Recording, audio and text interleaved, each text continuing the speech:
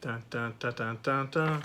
Good evening, everyone out there in YouTube land, and welcome once again to another episode of Lancing with myself.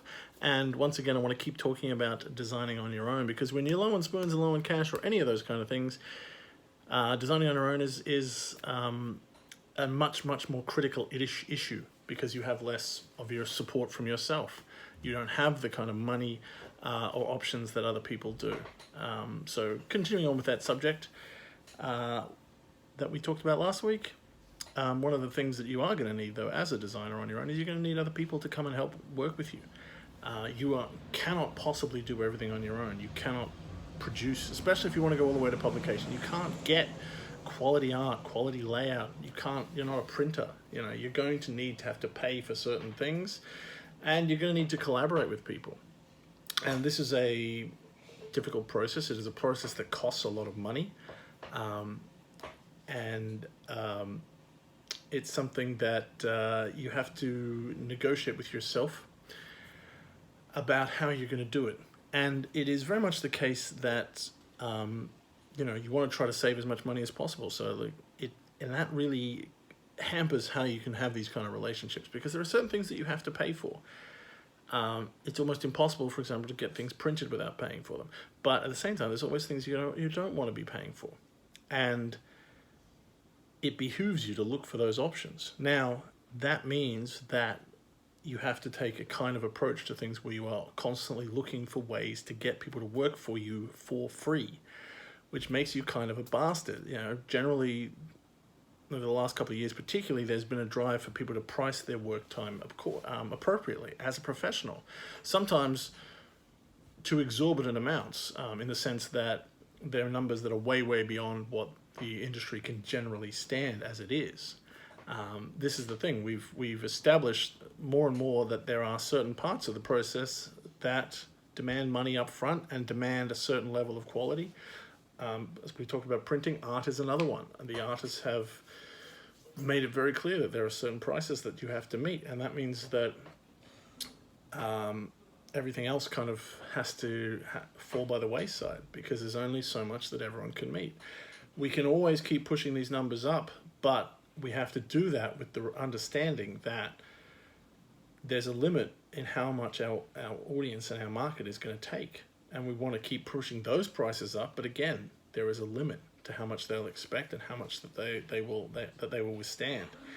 Until we can charge 10 times what a board game costs now, we are gonna run into trouble. And particularly, as always, as I say, if you're the kind of person who don't have a lot of capital, you need to keep your costs low, and that means you're going to be looking for ways to cut your costs. And at the moment, the standard is that writing and game design are the ones that get working for free. You can't get your money up front, and generally you have to be your own investor. You have to be willing to work for free, so that you can scrounge every single dollar you have to pay for art and pay for printing, and things like that.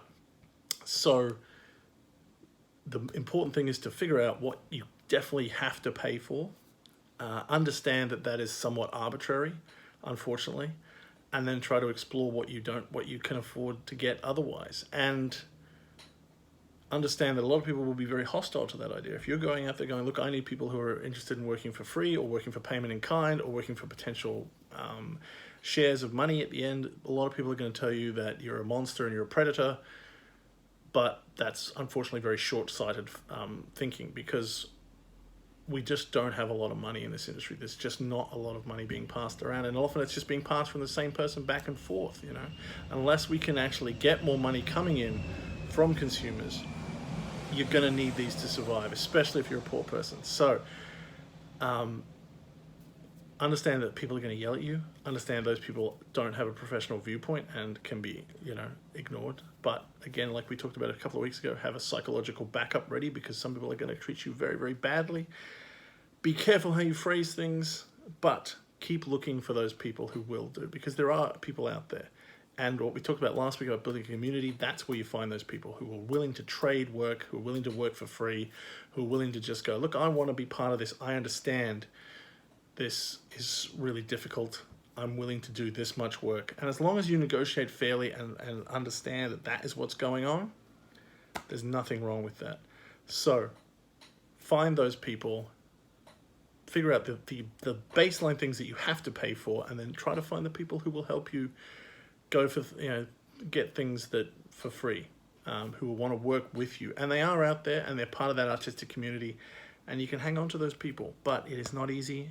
And that is, it's probably the great hardest part of game design, is finding the things that you're not very good at and trying to find people who can do those things for you for free, because you just can't afford anything else. In the meantime, if you can't find those people, you have to try to cut corners, and there's a lot of things we can talk about there, about ways to get free art and to do layout as cheaply as possible and to just try to look as nice as possible when you pitch.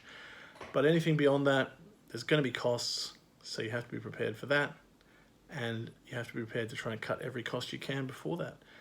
And working with other people is always that difficulty of, when you bring them on, you have to have that question about whether they're going to work for free or not.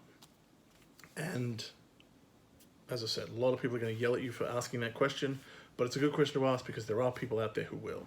So build that artistic community to find those people who will work for free, and treasure those people because they get it. And it's not really for free. It's the way that we're all working. Those people do exist. Good luck finding them. Ignore the haters, and I'll see you next time. Be good, pat dogs, play games, have fun.